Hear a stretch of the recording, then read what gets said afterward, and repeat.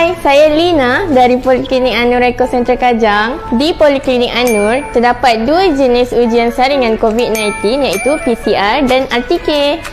Sekarang, klinik kami sedang mengadakan promosi ujian saringan COVID-19. RTK hanya RM99 sahaja, sangat murah. Kat tempat lain tak jumpa dah harga ni. PCR pula RM220. Tapi harga promosi ni hanya ada pada waktu tertentu sahaja, iaitu pada pukul 8.30 pagi sehingga 9.30 pagi dan 6 petang hingga 7 petang. Jika lambat, harga akan kembali kepada harga asal iaitu RM119 untuk RTK dan RM240 untuk PCR. Tapi harga tu pun dah murah dah.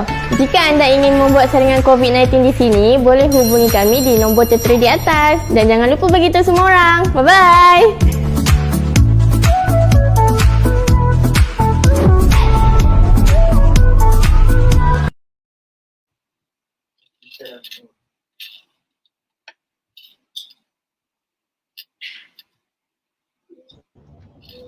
Bismillahirrahmanirrahim. Assalamualaikum warahmatullahi wabarakatuh. Selamat kembali ke program webinar bersama Poliklinik An-Nur Eco Central. Okay, untuk makluman semua sidang pendengar webinar kita pada malam ni, webinar ini ditayangkan khas di Facebook Live Poliklinik An-Nur. Jadi pergi kat Facebook, type Poliklinik An-Nur Eco Central, kat situ ada.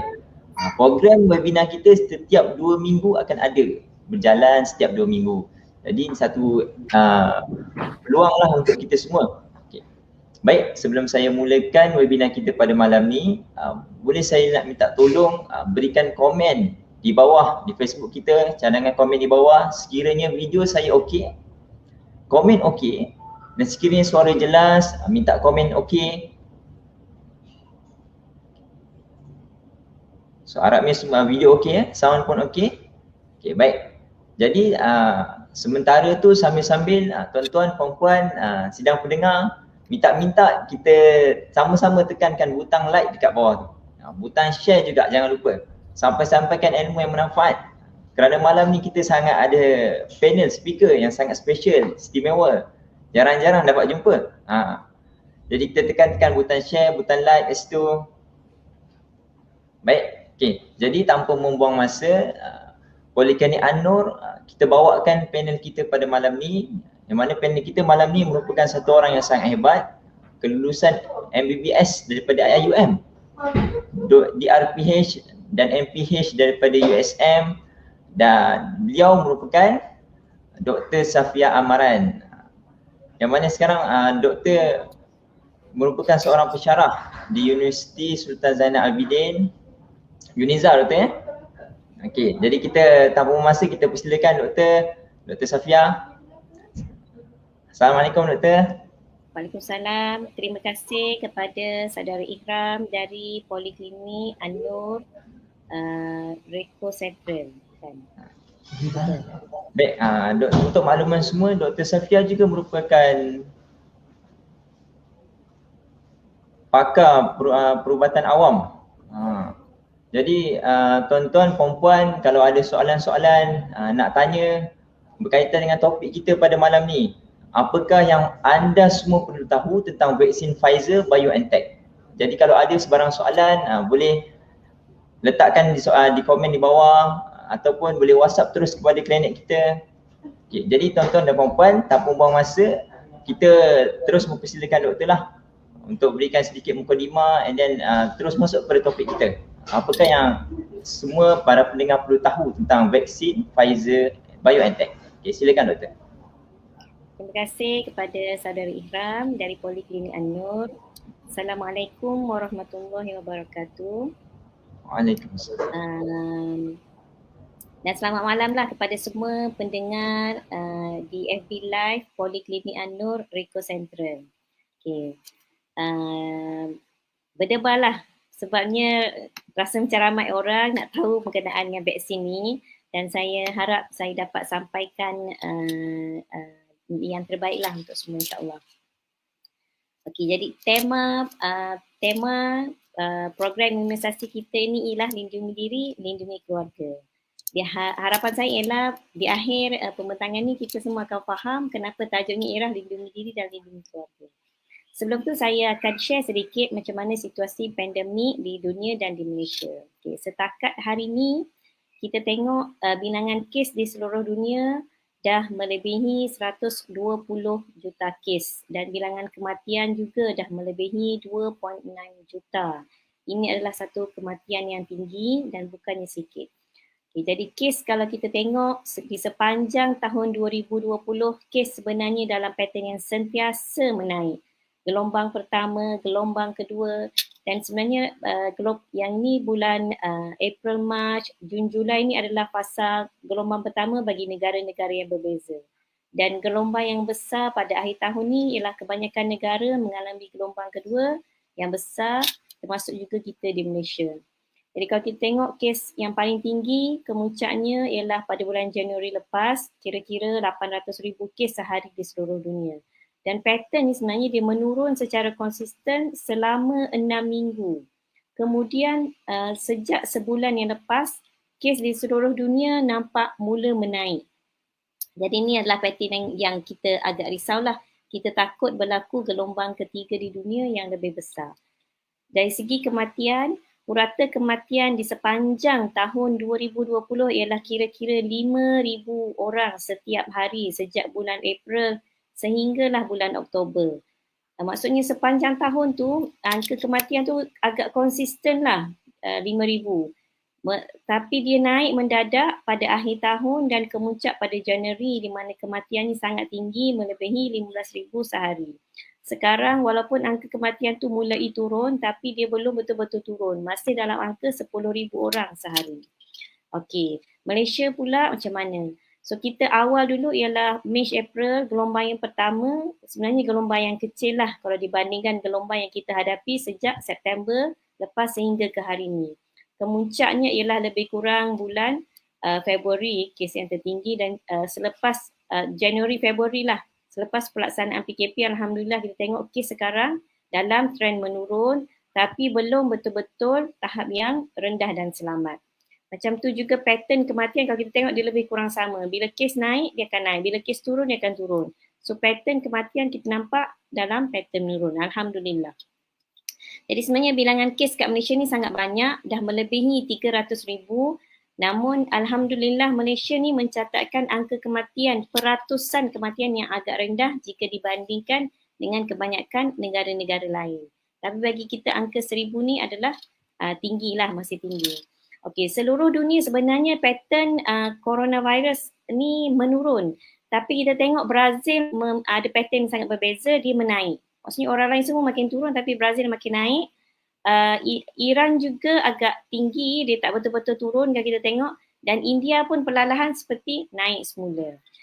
China ni walaupun dia yang pertama yang mengalami wabak coronavirus tapi kalau kita tengok sekarang ni dia tak mengalami langsung gelombang kedua atau ketiga yang besar. Okey, inilah pattern kat Malaysia. Kalau kita nampak ini adalah kes aktif. Kes aktif ni kes yang masih mendapat rawatan di seluruh Malaysia. Kalau kita tengok ni bulan Februari tu kemuncak lah paling banyak melebihi 50,000. Masa ni memang banyak sangat kes kat Malaysia dan dia menurun secara laju semasa PKP. Dan sekarang ni penurunan dia agak perlahan lah tapi masih dalam pattern menurun. Kita harap pattern ni berterusan sehinggalah kita betul-betul lihat kes aktif ni menurun di Malaysia insya-Allah. Okey, jadi kita sebenarnya topik utama malam ni ialah tentang imunisasi. Jadi imunisasi ni bukan saja di Malaysia, malah di seluruh dunia. Ini adalah kempen imunisasi yang terbesar dalam sejarah kita.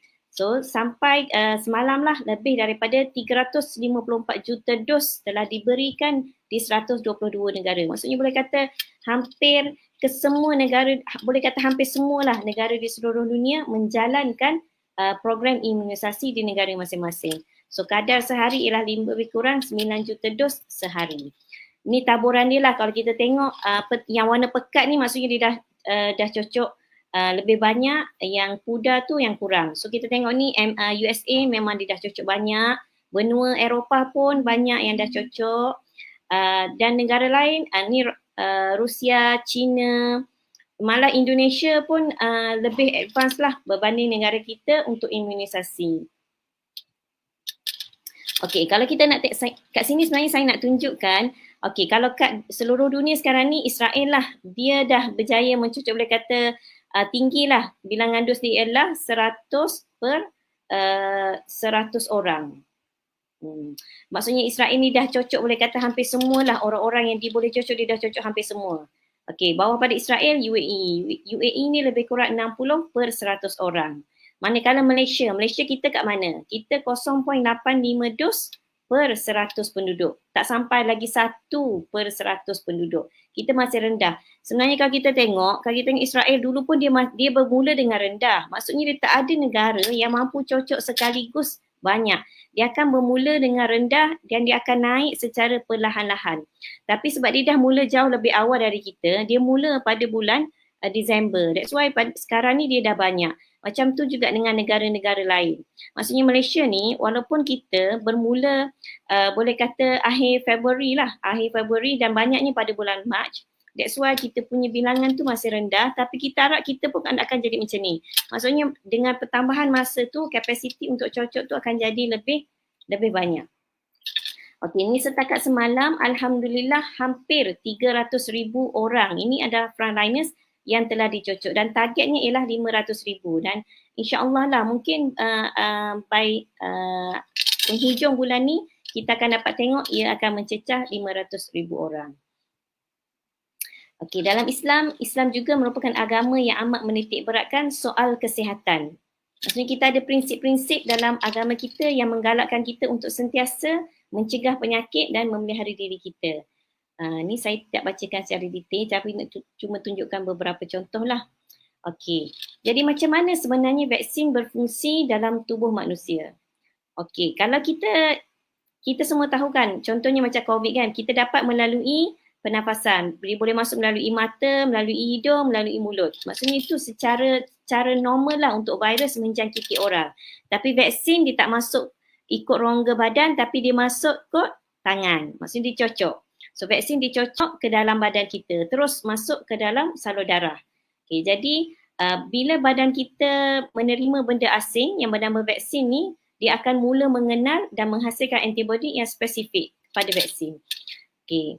Jadi bila kita dah kenal vaksin tu, bila kita bertemu dengan virus yang sebenar, badan kita boleh cepat-cepat kenal vaksin ni dan terus melawan tanpa ambil masa yang panjang. Jadi maksudnya bila berlaku keadaan macam ni, walaupun virus tu masuk ke dalam badan kita, kita tak jatuh sakit. So konsep dia ialah vaksin ni macam bahan latihan. Bahan latihan untuk tentera dalam badan kita. So bila badan kita sentiasa berlatih, bila jumpa musuh yang sebenar, dia dapat melawan musuh yang sebenar. Okey. Kalau kita nak faham tentang virus ni, dia simple je. Dia ada 3 je komponen dia. Dia ada dipanggil spike protein ataupun pepaku dekat kulit dia. Lepas tu dia ada kod dia ataupun sarung dia dan dia ada RNA kat dalam dia. 1. RNA, sebenarnya macam 3 komponen asas lah. Kulit dia, lepas tu pepaku dia. Pepaku ni macam signature untuk coronavirus ni. Signature ni maksudnya macam ni ibaratnya. Kalau kita tengok dari jauh, kita nampak durian, nampak je duri tu, kita tahu tu buah durian. Bila durian tu dah dibuka, dari jauh buahnya kuning. Dari jauh kita kata tu nangka ke, durian ke, mangga. Jadi kita tak boleh nak kenal bila tengok bahagian dalam. Tapi bila kita tengok durian tu, semua orang tahu tu ialah durian. Macam itulah badan kita kenal virus ni melalui pepaku ni. Jadi ni memang sangat penting. Pepaku ni sangat penting untuk membuat badan kita kenal virus ni. Okey, jadi macam itulah atas konsep ni lah virus dihasilkan. So virus ni dihasilkan supaya badan kita kenal pepaku ni. Okey, ni contoh mudah lah. Maksudnya satu tu ada 3 cara untuk hasilkan vaksin ni secara mudah. Nah, ini ilustrasi mudah. So kita tengok yang ni virus yang asal, virus coronavirus yang asal, satu tu dimatikan. Maksudnya dia dah tak boleh hidup dalam badan kita, tapi dijadikan vaksin, disuntik dalam badan kita. Ada cara kedua, dia dilemahkan. Maksudnya dia tak boleh membiak dengan banyaknya dalam badan kita. Dan yang ketiga ialah guna virus lain yang tak bahaya untuk, tapi dia dalam, maksudnya macam ni, dalam virus ni dia ada komponen coronavirus tapi dia tumpang virus lain. Okey, tu maksudnya dia menggunakan virus ni, virus yang asal untuk masukkan sebagai vaksin dalam badan kita. Cara yang kedua ni, dia hantar pepaku ni saja. Sebab ni kan signature kan. Walaupun virus tak ada, bila dihantar protein ni dalam badan kita boleh kenal protein ni dan hasilkan imuniti. Yang ketiga ialah dicari bahagian dalam genetik ni yang hasilkan pepaku ni. Jadi hantar bahan genetik ni masuk dalam badan kita, dihasilkan pepaku, so badan kita kenal pepaku. So asalkan badan kita dia boleh kenal signature virus ni, dia akan boleh lawan. Itu konsep dalam penghasilan vaksin. Okay, walaupun ada banyak jenis vaksin, kalau kita tengok dia ada 3, ada satu poin persamaan. Walaupun kita cara hasilkan protein, menggunakan protein sebagai vaksin, so protein dimasukkan dalam badan. Kalau menggunakan RNA, ataupun messenger RNA, dia masukkan dalam badan, ia akan hasilkan protein dalam badan kita. Ataupun dia menggunakan, ini mRNA lah, ini ialah viral vector. Maksudnya dimasukkan komponen yang menghasilkan ni dalam virus lain. So hasilnya ialah ketiga-tiga teknik ni dia akan menghasilkan protein pepaku dalam badan dan akhirnya badan kita akan kenal dan hasilkan antibody. So point dia yang persamaannya di sini ialah pepaku ni. So badan kita sebenarnya dia kenal pepaku, dia akan kenal virus ni. So bila dia kenal ni, bila virus sebenar ni masuk dengan pepaku ni, badan kita akan terus kenal dan lawan. Okey. So ini tadi kita ada beberapa jenis vaksin, mRNA, kita ada vektor. Vektor ni maksudnya ditumpang virus lain. Kita ada virusnya aktif, maksudnya virus dan dah mati, protein subunit. So untuk vaksin untuk COVID ni banyaknya dalam kategori 1, 2 dan 3 ni. So kategori virus, vektor virus dan virus nyah aktif ataupun virus yang dah mati ni adalah kaedah biasa dalam penghasilan vaksin. Maksudnya banyak vaksin-vaksin untuk penyakit lain ni menggunakan kaedah ni. Manakala untuk mRNA, maksudnya kaedah yang digunakan oleh Pfizer dan Moderna, dia menggunakan messenger RNA. Messenger RNA ni dia bukannya asing sebenarnya. Untuk vaksin ni memang nampak baru, tapi kaedah ni dah banyak dan dah lama study untuk penyakit-penyakit yang lain. So dia bukan satu teknik yang terlalu asing sebenarnya, tapi dia tidak popular untuk vaksin sebelum ni. Ni lagi detail lah kalau kita nak tahu kelebihan dan fungsi setiap satu. Okey, just nak tunjuk. Nak tanya jugalah dekat sini.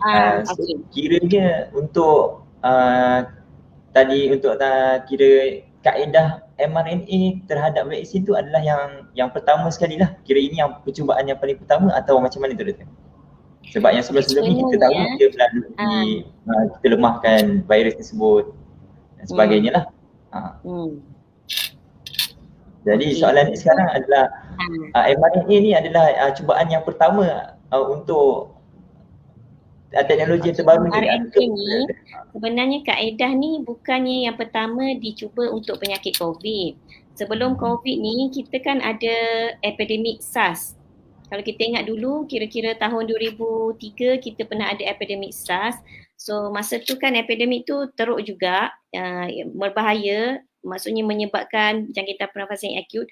Dan kajian telah dibuat dan vaksin pun telah dihasilkan menggunakan kaedah mRNA. Tapi kira-kira setahun lah lepas pada epidemik tu bermula, dia boleh kata habislah, maksudnya epidemik tu habis. Jadi masa tu kita tak nampaklah kepentingan untuk menggunakan vaksin yang telah dihasilkan. Jadi macam teknologi tu telah digunakan untuk hasilkan vaksin tu, cuma vaksin tu tidak digunakan sebab SARS tu kira dah tamat, dah tak ada. Jadi untuk vaksin boleh kata COVID adalah penyakit pertama yang kita gunakan vaksin ni untuk ni lah dalam kita gunakan teknik ni untuk penghasilan vaksin.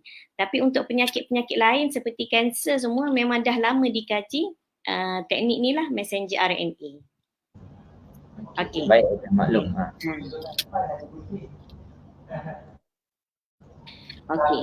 So fokus kita malam ni, walaupun kita ada banyak jenis vaksin kan, tapi fokus kita lebih kepada Pfizer. Satu tu sebab Malaysia pun dah mula cocok Pfizer dan Malaysia pun beli, paling banyak yang Malaysia beli ialah Pfizer. Okey, just nak highlightkan kat sini perbezaannya. Yang merah ni ialah kajian yang dibuat. Kita ada banyak fasa kan kajian. Kajian klinikal 1, 2, 3. Okey, so kita nak tunjuk Pfizer ni antara syarikat yang terawal lah. Pfizer-BioNTech lah sebenarnya, bukan Pfizer saja. Pfizer-BioNTech bermula daripada Mei 2020. Malah dia yang paling awal memulakan kajian tentang vaksin. Dan kajian tu dibuat sehinggalah mereka dapat hasilnya, dan hasil tu telah di-share secara saintifik. Dan maksudnya kita dapat tengok betul-betul macam mana keputusan kajian yang telah dibuat tu dengan jelas, dan banyak negara memberikan kelulusan untuk penggunaan. Jadi selepas habis dibuat kajian, barulah diluluskan di kebanyakan negara. Ni hari inilah kita tengok. So banyak negara dah guna Pfizer selepas dia dah diluluskan. Macam tu juga Moderna, dia menggunakan konsep yang sama, mRNA, dan dia menggunakan kaedah yang sama. Dia buat kajian dulu, lepas tu dia hantar keputusan kajian dia untuk diperiksa, lepas tu baru dapat approval dan guna. Macam tu juga dengan AstraZeneca, walaupun dia tak menggunakan mRNA, dia menggunakan viral vector, tapi dia buat kajian, dia bagi tahu result, lepas tu baru guna. Ada sedikit perbezaan. Ini Novavax dan Johnson & Johnson pun sama. Cuma dia lewat sikit lah berbanding 3 yang tadi tu. Untuk Sinovac ni dia buat kajian dulu. Pada masa yang sama, di pertengahan kajian tu, dia orang telah menggunakan vaksin ni untuk orang awam. So dia berjalan selari. Kajian tu berjalan dan suntikan untuk orang awam tu pun telah dibuka, terutamanya bagi negara-negara yang mengalami pandemik yang teruk lah, maksudnya wabak yang sangat dalam gelombang yang sangat besar. Diorang mula guna walaupun kajiannya belum habis, so dia selari lah. Kemudian barulah ada setengah negara dia buat early approval, ada setengah negara ditunggu sehingga kajian dia habis. Macam Malaysia kita tunggu sehingga kajian habis lah. Okey, yang ni Sputnik V pun dia guna awal, dibuat kajian secara saintifik, tapi dia gunakan lebih awal lagi lah, sehinggalah sekarang. Tapi dia pun dah dapat result lah, sama in fact. Ini ada beberapa lagi lah. Cuma nak highlightkan, maksudnya Pfizer ni dia, kita boleh kata agak kuat lah, sebab dia memang buat kajian untuk jangka masa yang lama, dan dia memang ada result dia yang dia boleh share dengan kita, kita boleh view. Sebab tu kita tahu Pfizer ni secara detail. Kita tahu apa side effect dia, apa jadi bila cocok hari pertama, hari kedua, apa severe side effect dia, sebab semua tu telah direkodkan dengan jelas. Sebab tu kita boleh bersedia. Sebab bila orang nak cocok, ada kemungkinan ada allergic. Jadi orang mentally prepare sebab kita dah tahu, sebab dia dicatatkan dengan jelas secara saintifik dan result tu di-share. Kemudian baru dia mula digunakan. Jadi kebanyakan orang yang dapat suntikan Pfizer ni, dalam keadaan kita tahu apa yang mungkin berlaku selepas dapat suntikan. Ini agak berbeza lah dengan beberapa jenis vaksin lain. Okey. Jadi rasanya ramai yang datang. Okay. Kalau kita buat perbandingan antara setiap vaksin, jenis-jenis vaksin yang telah dihasilkan ni, untuk Pfizer yang saya tahu dan maklum, keberkesanan dia adalah yang paling tinggi.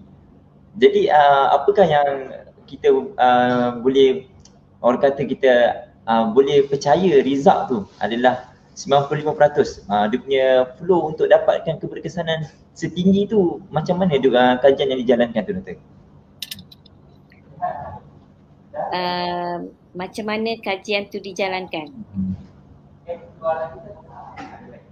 Kajian secara asasnya lah, bila diorang nak buat kajian dia kan fasa 1, fasa kedua, fasa ketiga. Fasa 1 dan fasa kedua ni ialah motif dia nak tahu selamat ke tak selamat. So kajian fasa 1, fasa 2 orang dia tak ramai lah. Maksudnya orang yang sertai fasa 1, fasa 2 tak ramai, tapi fasa 3 ramai. Macam Pfizer ni sendiri, fasa 3 dia tu lebih kurang 40,000 orang lah yang menyertai kajian dia. Jadi kajian tu dia dibuat 2 grup. Maksudnya 2 grup, separuh dapat suntikan, separuh dapat suntikan yang bukan vaksin lah, dipanggil placebo. Jadi dia akan bagi suntikan, dua-dua grup pun akan dapat suntikan, lepas tu dia akan follow up lah macam mana kan. Apa yang jadi kepada grup A, apa yang jadi pada grup B. So di follow up untuk sekian-sekian waktu, Lepas tu dibandingkan, untuk Pfizer ni dibandingkan dalam golongan yang dapat vaksin ni berapa orang yang kena COVID. Dalam golongan yang tak dapat vaksin berapa orang. Lepas tu yang kena COVID mungkin dia tengok jugalah berapa orang yang sakit, berapa orang yang perlu masuk hospital. Jadi data tu dikumpulkan secara tersusun, melibatkan ramai orang dan akhirnya bila dia dah selesai semua, dia share hasilnya. Yang itu yang kita dapat tengok lah. Maksud cara dilakukan tu apa yang dimaksudkan dengan cara tu, apa yang nak tahu cara tu? Maksudnya tapi kan point yang doktor sampaikan tu kita dah dapat lah. Keberkesanan dia tu kan kita dapat sampai lebih tinggi berbanding vaksin-vaksin yang lain. Maksudnya dia dapati orang yang ambil vaksin ni kebarangkalian dia nak kena COVID tu, maksudnya peratus orang yang, bilangan orang yang kena COVID lepas dia cocok tu, dia orang bandingkan dengan bilangan orang yang kena COVID dalam orang yang tak dapat vaksin. Kan ada dua grup kan, satu ambil vaksin, satu placebo. So dibandingkan bilangan yang dah kena dengan bilangan yang tak kena. Lepas tu bilangan yang sakit dengan bilangan yang tak sakit. So bila dibandingkan kedua-dua nilai ni, dia dapatlah angka tu lebih kurang 90 ke 95%. Maksudnya boleh kata kalau kita ambil mudah tu, mungkin kalau kita ambil 100 orang tu, mungkin hanya 5 orang tu je lah yang sakit. Macam tu. Okey, baik. Okay, sambil-sambil tu juga ada soalan dekat sini kalau dekat kita punya platform. Soalan daripada Ashraf Idris. Dia tanya, dia tahu sebelum ni saya dengar penghasilan vaksin sepatutnya ambil masa yang sangat lama, bertahun-tahun lah. Tapi kalau berdasarkan yang kita dah tengok tadi, doktor pun dah tunjuk slide, hanya memakan masa beberapa bulan saja. So macam mana Pfizer boleh hasilkan dengan sangat pantas, tu soalan dia lah. Okey, jadi Pfizer-BioNTech ni, Pfizer ni adalah antara syarikat farmasi terbesar di dunia yang memang dah biasa dan sangat arif dalam soal menjalankan kajian tentang ubat ataupun yang berkaitan dengan perubatan lah. BioNTech ni adalah syarikat milik orang Muslim, suami isteri yang memang dah lama sebenarnya mengkaji tentang mRNA. Maksudnya yang BioNTech ni, syarikat ni memang dah study, dah kenal, dah tahu betul tentang mRNA. Cuma diorang selama ni, diorang fokuskan kajian mRNA tu untuk penyakit lain seperti kanser. Okey, jadi maksudnya permulaan tu adalah orang yang memang dah expert tentang mRNA. Cuma diorang sebelum ni bukan buat vaksin untuk penyakit coronavirus. Okey. Itu yang pertama lah. Dan kajian tentang mRNA ni bukan kajian yang baru, dia dah lebih pada 30 tahun. Maksudnya pengetahuan yang ada, ilmu-ilmu sekitar mRNA ni bukannya benda yang terlalu baru, cuma kita je yang baru kenal. Okey, itu satu. Yang kedua, kenapa sebenarnya proses penghasilan vaksin tu ambil masa yang lama? Sebab proses penghasilan vaksin ni dia melibatkan banyak sangat step kajian. Kajian preklinikal mungkin 1, 2, lepas tu kajian klinikal 1, 2, 3 dan maksudnya jumlah orang. Contohnya macam Pfizer kan, bilangan orang tu lebih kurang 40,000. So kajian-kajian ni dia memerlukan sejumlah wang yang sangat banyak untuk membuat kajian.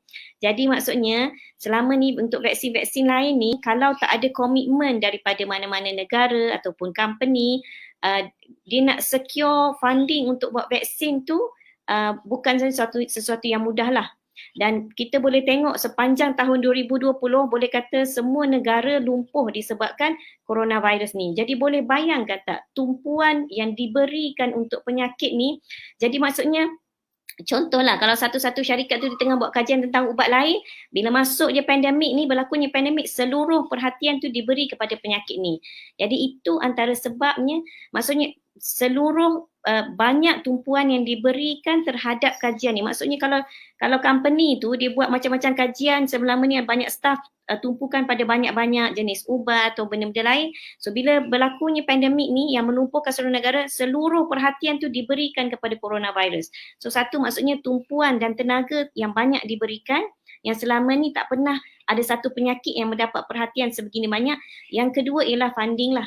Maksudnya diorang boleh proceed dengan cepat dan banyak tu disebabkan mungkin banyak dana-dana yang diterima untuk penghasilan vaksin ni. Jadi semua proses-proses ni memudahkan penghasilan vaksin. Bukan kata vaksin tu memang mustahil dihasilkan sekejap, tapi banyaknya isu-isu lain yang menyebabkan proses penghasilan vaksin tu mengambil masa yang lama. Antaranya ialah tenaga, perhatian dan duit lah. Okey, boleh ke? Boleh Doktor, jelas. Okey. Jadi maksudnya kita nampak dia bukannya cepat tu bukan sebab shortcut lah. Dia banyak didapat hasilkan tu disebabkan perhatian, sepenuh perhatian lah yang diberikan kepada penyakit ni sebenarnya. Okey. Bukan cincang-cincang yang buat je lah. Ya, especially yang 3 ni lah kalau kita tengok kan. Saya nak highlightkan kat sini Pfizer, Moderna, AstraZeneca, Novavax, Johnson & Johnson. Kalau kita tengok dia memang buat dulu, dapat keputusan, barulah approval. So dia tak sama kan kalau kita tengok ni early approval, clinical trial. Yang hijau, yang merah. Yang hijau, yang merah. Yang ini dia after. Dia buat dulu, dapat keputusan, dah sahih macam mana semua, orang dah tengok, boleh review, baru start. Maksudnya kita boleh rasa yakinlah sebenarnya pada kaedah yang digunakan untuk penghasilan vaksin ni. Okey? Okey. So sebenarnya ni PIK lah, nama dia ialah PIK, Program Imunisasi COVID-19 Kebangsaan. Jadi hukumnya ialah harus maksudnya semua orang boleh ambil, malah boleh kata wajib bagi golongan yang telah ditetapkan oleh kerajaan. Ini yang ditetapkan oleh Mesyuarat Khas Jawatankuasa Muzakarah kali ke-10. Okey, jadi apa yang kita akan terima kat Malaysia? Okey, yang dah sampai Pfizer BioNTech dan Sinovac. Yang ni popular lah sebab dia dah sampai. Okey, yang Malaysia dah gunakan. Doktor dah divaksinkan lah? Ke belum? Apa dia? Saya dah. Alhamdulillah. Dah divaksinkan. Saya bakal. Alhamdulillah. Bila tu? Tak tahu lagi, tak dapat tarikh lagi. Tapi insyaAllah kita dah daftar lah. Dapat. Okey. Alhamdulillah.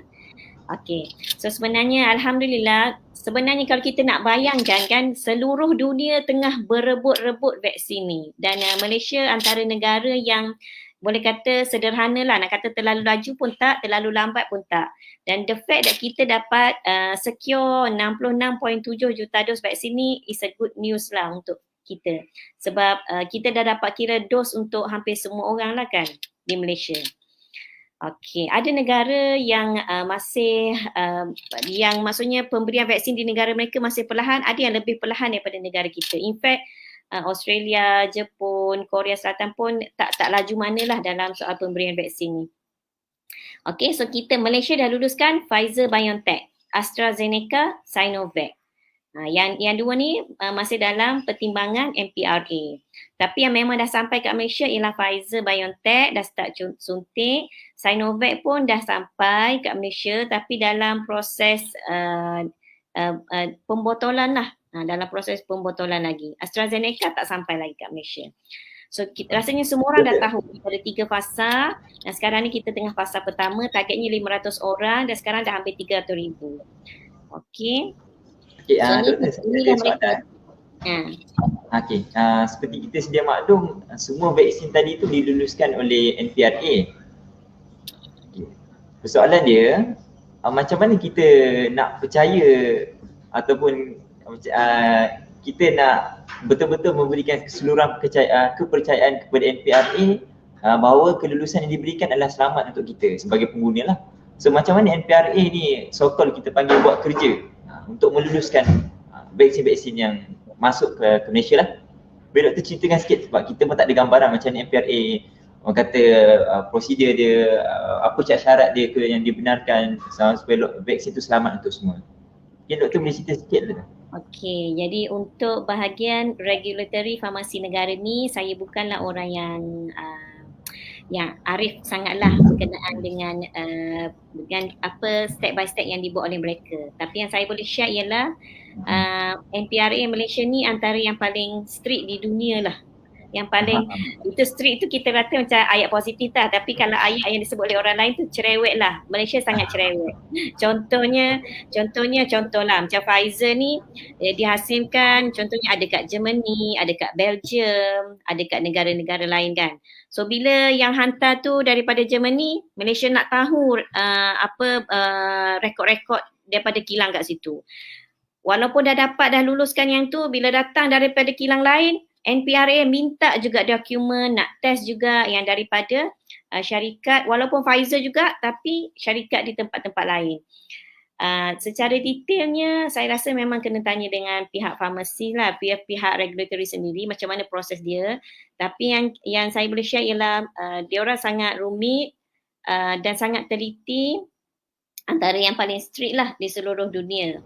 That's why kalau kita ingat dulu, awal-awal dulu Malaysia diorang jangkakan kita ambil masa 3 ke 4 bulan untuk luluskan Pfizer pada awalnya. Sebab maksudnya kalau ikutkan keseluruhan prosedur yang diorang nak buat tu terlalu banyak.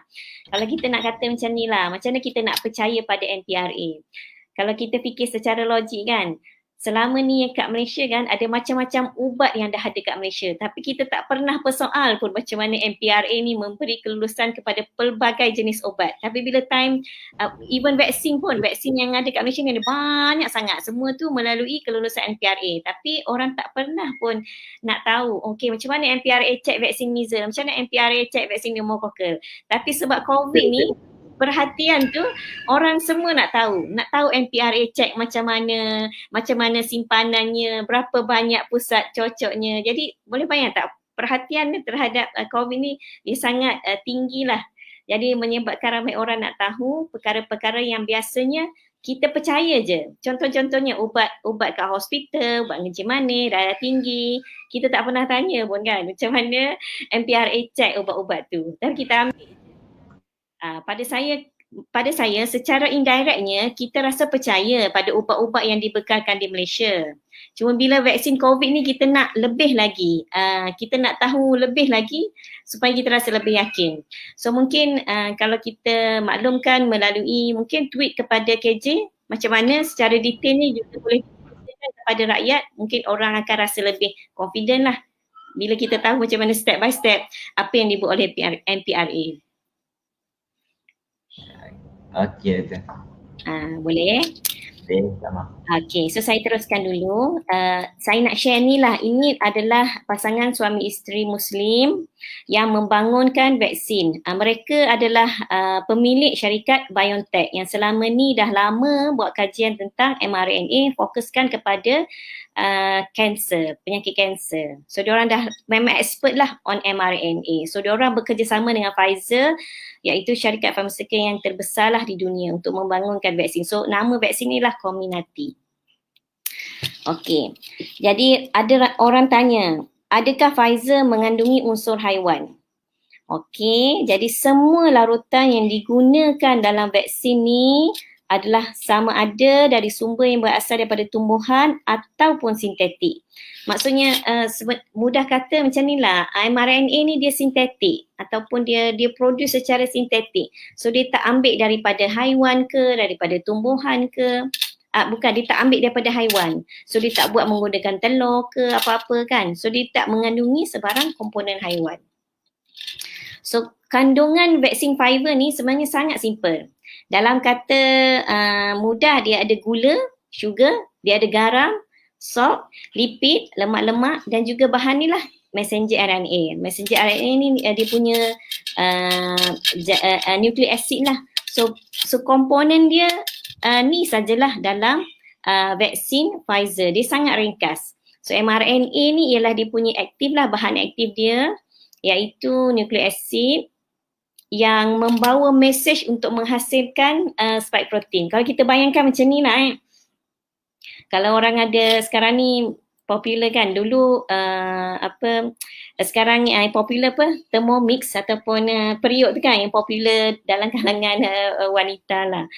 Dulu Noxa, tapi konsep dia macam ni, bila kita masukkan beras dalam periuk, kita dapatlah nasi. Bila kita masukkan gandum dalam periuk yang kita gunakan, kita dapatlah roti.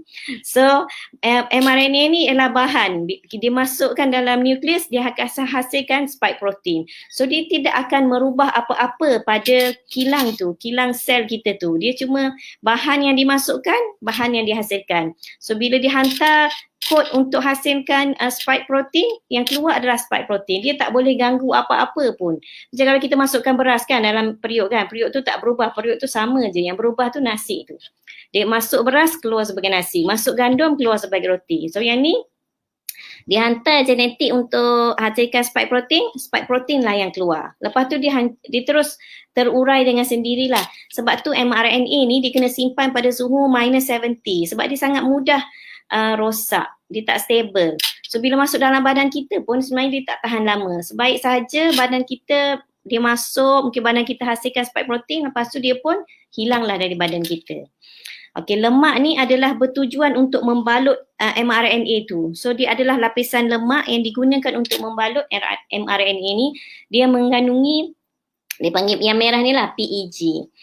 Okey. So selain pada tu garam lah, macam-macam jenis garam, potassium chloride, sodium chloride, ada macam-macam jenis lagi garam, dan juga gula. Untuk yang ni untuk bahan untuk ni lah menstabilkan vaksin ni, pengawet jugalah.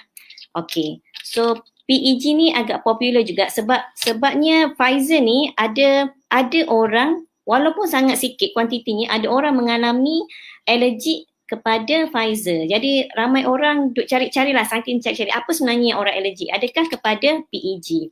So ada inilah jangkaan. Adakah sebab PEG? So PEG ni apa? PEG ni adalah salah satu lipid yang saya ceritakan tadi. So sebenarnya PEG ni dia bukannya benda yang asing. Dia ada banyak dalam bahan kosmetik, bahan pencuci, tisu basah bayi. So sebenarnya arahan terhadap PEG ni walaupun ada tapi sangat jarang berlaku. Kalau kita tengok ubat-ubat yang ada PEG ni memang banyak. Antara ubat yang paling popular ialah acetaminophen ni ialah Panadol. So Panadol pun mengandungi PEG. So sebenarnya Panadol ni adalah ubat yang sangat popular, kebanyakan orang pernah makan Panadol. So kalau kita makan Panadol tu okey, maksudnya most probably kita pun tak allergic kepada PEG. Tapi ada orang memang allergic kepada PEG. So siapa-siapa yang pernah allergic kepada Panadol, mungkin kena hati-hatilah, tak boleh ambil Pfizer. Tapi nak ceritakan kat sini, PEG ni adalah benda yang common lah, ada dalam banyak jenis ubat-ubat yang biasa. Okey, jadi rasanya ramai orang dah tahu ni kat mana cocok. Dia cocok di bahu, bukan dia cocok di kaki, dekat otot bahu. So bila dia cocok ni, kita ada kulit, ada lemak dan ada otot. So memang dia kena sampai ke otot. That's why lepas cocok memang rasa lengoh lah. Tangan ni bahagian ni memang akan rasa lengoh lah sebenarnya. Bila kita hari kedua lepas cocok tu rasa lengoh lah kat bahagian otot tangan ni. So apa kesan yang mungkin dialami selepas cocok? Sebab dia kena kat otot, so memang akan rasa bengkak, mungkin ada merah tapi dalam masa 1-2 hari. Macam saya sendiri hari kedua tu lebih terasa lah berbanding hari pertama. Ada juga rasa demam, yang saya sendiri rasa ialah hari pertama tu cuma rasa letih, hari kedua demam dan rasa mengantuk aja dengan sakit-sakit otot. Tapi alhamdulillah by the time hari ketiga dan keempat tu tak ada rasa apa-apa dah. Okey.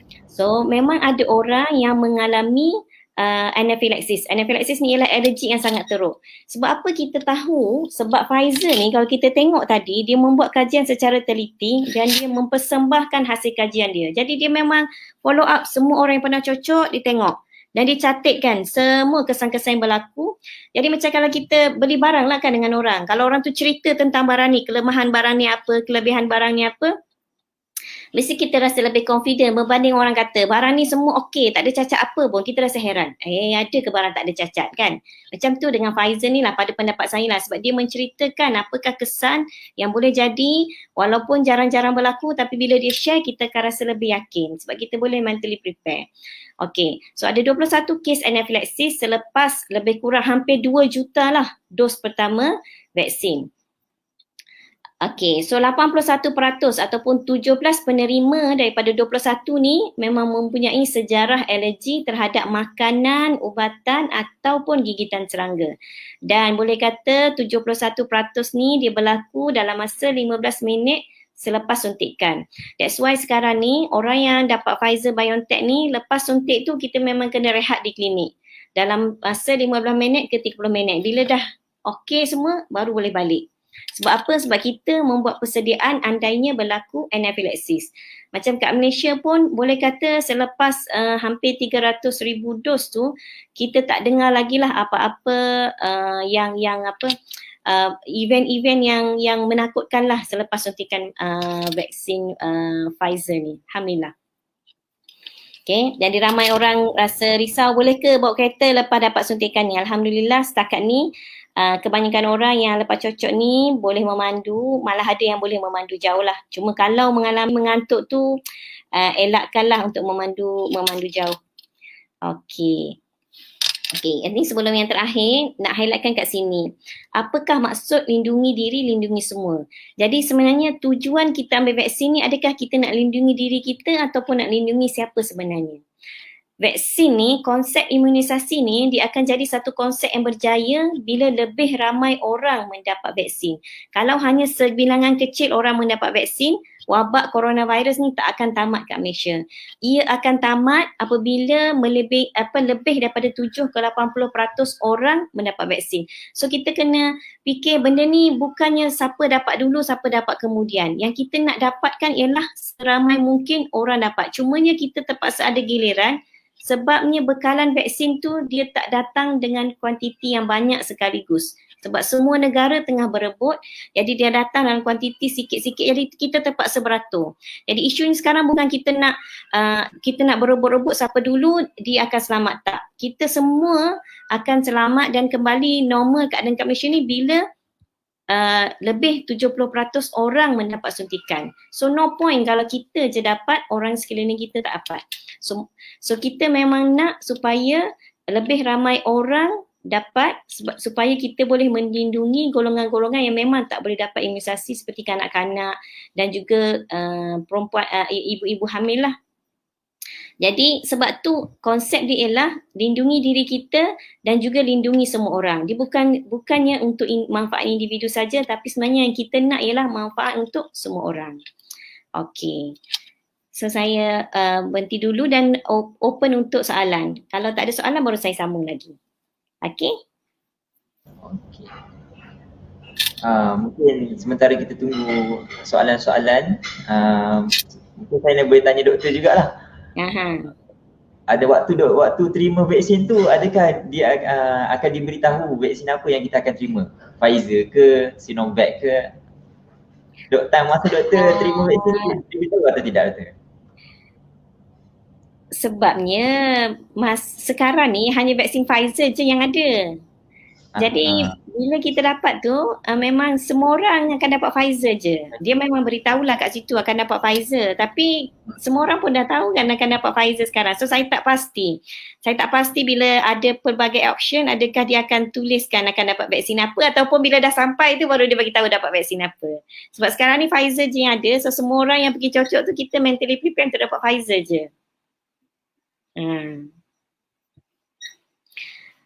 Okey, mungkin kalau tak ada soalan, mungkin saya boleh share lah soalan-soalan yang biasa orang lain tanya kan. Sila tak boleh tak?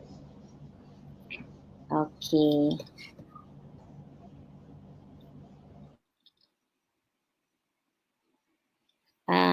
Boleh nampak slide saya ke? Tak boleh. Okey, antara soalan yang ramai orang tanya kan, kenapa kanak-kanak tak dicocok? Kan? Sebab apa adakah kanak-kanak boleh dapat vaksin? So, okey, dia macam ni. Kajian yang dibuat oleh kebanyakan company yang buat vaksin ni, dia melibatkan orang yang berumur 18 tahun ke atas. Maksudnya orang yang menyertai kajian adalah orang yang berumur 18 tahun ke atas. So data-data yang mereka share tentang vaksin efikasi semua tu, dia untuk orang umur 18 tahun ke atas. Dia orang tak uji lagi untuk kanak-kanak masa dia orang buat tahun lepas lah.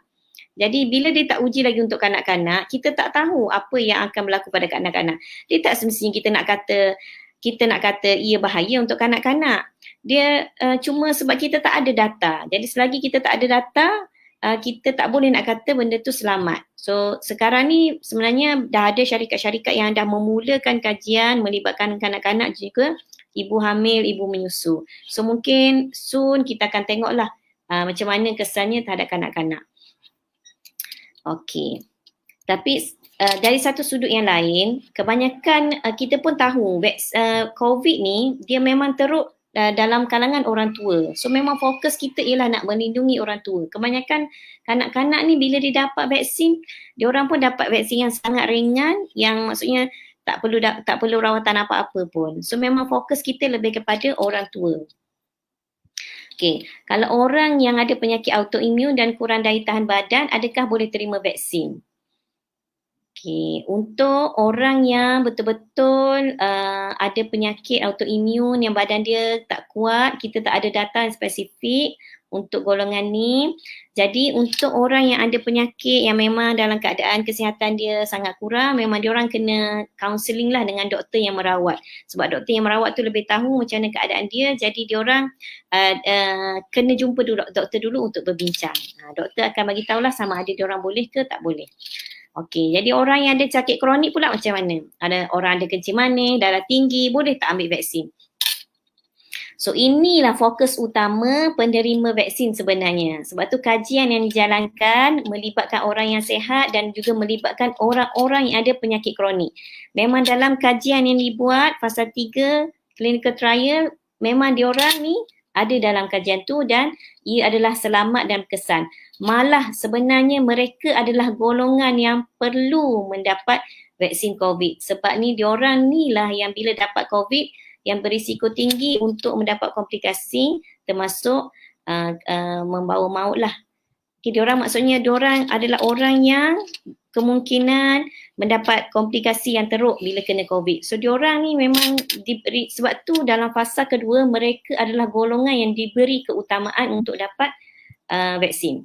Orang tua dan juga orang yang ada penyakit kronik. Jadi siapa yang tak boleh terima vaksin? Macam tadi kan kita tahu dia menyebabkan alergik. So orang yang pernah ada sejarah alahan anafilaksis ni maksudnya alergik yang sangat teruk lah. Yang sangat teruk sampai pengsan semua tu. Orang ni tak boleh ambil vaksin Pfizer. So mungkin boleh ambil vaksin yang lain. So lepas ambil vaksin Pfizer, kalau dapat alergi yang teruk, lepas dapat dos pertama, tak boleh ambil dos kedua. So orang yang menjalani pemindahan organ dalam masa 3 bulan sebelum vaksin pun tak boleh. Okay, yang tengah ada kemo, radioterapi, imunoterapi, kebanyakannya penyakit kanser lah. Yang ni pun tak boleh. Okay, untuk ibu yang hamil ni biasa kena bincang dulu dengan doktor macam mana, sama ada boleh atau boleh. Ada yang dibolehkan, ada yang tak boleh. Ini secara lebih detail lah. Kalau orang yang ada sakit HIV, kalau CD4 count dia rendah pun tak boleh. Kalau orang yang tengah sakit kan, tengah demam sebab-sebab lain lah, walaupun bukan COVID, kalau dia tengah demam pun kita tak galakkan untuk cocok vaksin. Orang yang pernah kena COVID dan terima rawatan plasma darah pun tak boleh cocok dalam masa 3 bulan. Kena lepas 3 bulan baru boleh cocok. Ini kalau orang yang ada masalah platelet, kurang daripada 50,000 pun tak boleh cocok. Ada yang tanya, dah dapat dah penyakit COVID sebelum ni, nak kena cocok vaksin lagi ke? Okey, jadi sekarang ni orang yang dah dapat sakit penyakit COVID pun digalakkan, dia memang disyorkan untuk ambil lagi. Sebab kita nak, walaupun dia dah pernah kena, kita nak antibody dia makin kuat. Tapi dia bukan ambil terus selepas dia kena COVID. Contohnya dia kena COVID bulan Januari. So dia kena tunggu lebih kurang 3 bulan selepas tu baru dia ambil suntikannya. Sebab masa dia kena COVID tu mungkin antibody tu tinggi kan. Lepas tu dia makin rendah. So bila cocok sekali lagi tu dia akan boost lah. Dia akan makin kuat antibody dia. Okey, jadi boleh tak dos pertama nak ambil Sinovac, dos kedua nak ambil Pfizer? Rasa tak best Sinovac nak tukar pula jadi Pfizer? Tak boleh. Sebab dia memang, kalau kita ambil dos pertama tu Pfizer, dos kedua pun kena Pfizer. Kecuali lah ada alergi. Kalau Sinovac yang pertama, yang kedua pun kena Sinovac juga. Sebab dia memang dah ada, sebab kalau tak dia akan mungkin kesan dia tu tak samalah. Sebab kajian tu dibuat, dia menggunakan jenis yang sama, lagipun jarak dia pun tak sama. Setiap vaksin tu dia ada jarak dia sendirilah antara dos 1 dan dos kedua.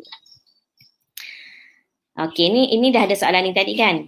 Okey. Adakah suntikan vaksin akan menyebabkan adakah bila kita dapat vaksin ni Pfizer, adakah virus disuntik ke dalam badan saya? So untuk Pfizer memang taklah. Memang vaksin yang disuntik itu tidak mengandungi virus. Dia cuma ada gula, garam, lipid dan messenger RNA. Messenger RNA itu bukan virus. So memang untuk vaksin Pfizer ni virus tak masuk ke dalam badan kita. mRNA sahaja yang masuk supaya badan kita hasilkan spike protein. So memang bukan virus lah yang masuk dalam badan kita. So lepas vaksin adakah? Okey. Ada soalan ke? Kalau mRNA yang masuk maksudnya kita totally safe lah daripada virus COVID-19. Maksudnya virus tu tak dimasukkan lah ke dalam badan kita. Dia tak masukkan virus dalam badan kita. Dalam badan kita tu tak ada. Sebab ada yang tanya, lepas vaksin ni kalau saya buat swab positif tak? Tak. Memang tak lah sebab bukan virus yang masuk dalam badan kita. Vaksin tu tak ada virus. Okay. Untuk Pfizer je lah. Untuk Pfizer Untuk Pfizer. Okay doktor. Saya rasa kita pun dah sampai kat penghujung ni. Mungkin saya boleh akhirkan dengan beberapa soalan lah. Satu soalan je lah, satu soalan je lah. Pada pandangan doktor rasa Pfizer ni adalah yang paling terbaik berbanding dengan vaksin lain atau macam mana? Sebab doktor dah buat banyak tengok result daripada kajian-kajian company-company yang dah buat ni. So pada pandangan doktor, adakah Pfizer ni yang paling terbaik? To be honest, nak kata terbaik tu saya tak berani nak kata lah. Yang saya boleh kata Pfizer ni dia transparent. Dia share dengan kita maklumat yang banyak. Jadi kita macam saya kan, mula rasa tak confident juga. Sebab mRNA baru, tapi bila baca, sebab dia share maklumat yang banyak, so bila baca rasa yakin. So macam vaksin yang lain tu, ada yang memang dalam proses lagi. Contohnya Johnson & Johnson, dia masih dalam fasa kajian dia lagi. So untuk masa ke depan mungkin dia pun bagus juga, tapi sebab kita tak kenal dia lagi, jadi kita tak boleh nak kata yang mana lebih baik. Macam AstraZeneca pun dia ada keunikan dia yang tersendiri juga. Nak kata terbaik tu susah nak kata, tapi saya boleh kata dia agak telus lah Pfizer ni, sebab kita dapat banyak info tentang vaksin ni yang menyebabkan bila kita baca kita rasa yakin. Nak komit kata yang mana terbaik tu tak berani lagi. Yang penting ambil vaksin lah. Ya betul. Yang penting kena ambil vaksin tu. Ya. Maksudnya vaksin yang mana-mana pun asalkan dia boleh menghasilkan antibody dalam badan kita. Dan sebenarnya target kita ialah, dia macam kalau kita bayangkan, kalau kita seorang yang ambil vaksin tu, kita tak dapat nak bina bangunan lah. Kalau kita bayangkan kita adalah batu bata, dia memang memerlukan usaha ramai orang untuk membina bangunan. So yang kita nak bina ialah benteng. Benteng tu tak boleh terbina dengan satu batu bata. Walaupun kita ambil contohnya vaksin tu efikasi dia tak sampai 90%. Tapi adanya immunity tu tak sama dengan tak ada. So berapa persen pun, kalau lebih pada 50%, ia tetap bermakna. So yang mana sekalipun yang kita dapat tu, dia akan tetap menyumbang kepada herd immunity. So memang yang penting ialah kita mengambil vaksin dan mendapat immunity. Macam saya tengok ada beberapa soalan ni kan. Adakah berapa kali perlu disuntik? So, kebanyakan vaksin yang ada untuk COVID ni dia 2 kali lah. Kebanyakannya memang 2 kali. Mungkin ada yang baru yang 1 kali, tapi setakat ni kebanyakannya 2 kali. Okay, mungkin kita boleh raikan soalan terakhir daripada komen kat sini. Salam doktor, mengapa individu bawah 18 tahun, terutamanya kanak-kanak tidak diletakkan dalam kumpulan yang perlu divaksinkan buat masa ini? Bukankah mereka ni termasuk dalam special group seperti orang-orang tua? Okay, saya rasa yang ni soalan ni dah terjawab secara tidak langsung lah oleh doktor. Kan saya ada sebut tadi. Okey, tapi sebenarnya dalam kebanyakan dia dalam kalau kita memahami kan secara umumnya orang tua dan kanak-kanak dia selalunya golongan yang kita panggil special group lah. Kanak-kanak ni dia immunity dia tak sekuat orang dewasa dan orang tua pula immunity dia tak sekuat orang muda. Tetapi dengan izin Allah COVID ni somehow kanak-kanak tak teruk. Jadi walaupun dari sudut immunity kanak-kanak dia masih rendah berbanding dewasa, tapi untuk COVID ni secara specialnya kanak-kanak kebanyakannya tak teruk. So kalau kita dapat tengok macam tu, memang kita memberi perhatian kepada orang tua sebab data di seluruh negara sangat konsisten menunjukkan COVID ni lebih teruk untuk orang tua. So kalau kita kena pilih, memang kita kena pilih untuk melindungi orang yang berisiko itu orang tua. Sebab sekarang ni kita ada giliran kan, kalau semua orang boleh cocok sekaligus memanglah nak cocok semua sekaligus kan, tapi sebab kita terpaksa memilih prioriti disebabkan benda tu terhad, kita memang fokus pada orang tua dan orang yang sakit kronik kerana data seluruh dunia konsisten mereka jauh lebih berisiko untuk dapat komplikasi COVID. Macam itulah. Okey, baik. Saya kira banyak dah input kita dapat ni. Okay, jadi tuan-tuan sedang pendengar webinar kita pada malam ni. Jadi kita pun dah sampai perakhiran dia. Jadi kita harap apa maklumat yang kita dah terima bermanfaat untuk semua dan sama-sama dapat kita putuskan ataupun tamatkan COVID-19 ni. Dah lama sangat dah ni. Okey, jadi kita ucap ribuan terima kasih kepada Dr. Safia daripada pihak Poliklinik An-Nur dan semua yang bersama kita malam ni mendengar bersama-sama. So harapnya kita dapat manfaat sama-sama lah, insyaAllah. InsyaAllah. Sekali lagi doktor, terima kasih banyak.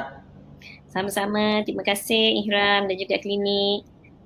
InsyaAllah. InsyaAllah ada masa kita berwebinar lagi lah. InsyaAllah. Okay. Jadi insyaAllah kita tutup majlis kita dengan tasbih kafarah suatu as. Subhanallah.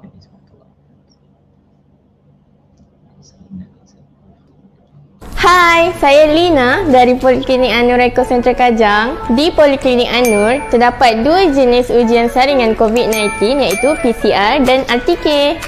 Sekarang, klinik kami sedang mengadakan promosi ujian saringan COVID-19. RTK hanya RM99 sahaja, sangat murah. Kat tempat lain tak jumpa dah harga ni. PCR pula RM220. Tapi harga promosi ni hanya ada pada waktu tertentu sahaja, iaitu pada pukul 8.30 pagi sehingga 9.30 pagi dan 6 petang hingga 7 petang. Jika lambat, harga akan kembali kepada harga asal iaitu RM119 untuk RTK dan RM240 untuk PCR. Tapi harga tu pun dah murah dah. Jika anda ingin membuat saringan COVID-19 di sini, boleh hubungi kami di nombor tertera di atas. Dan jangan lupa beritahu semua orang. Bye-bye!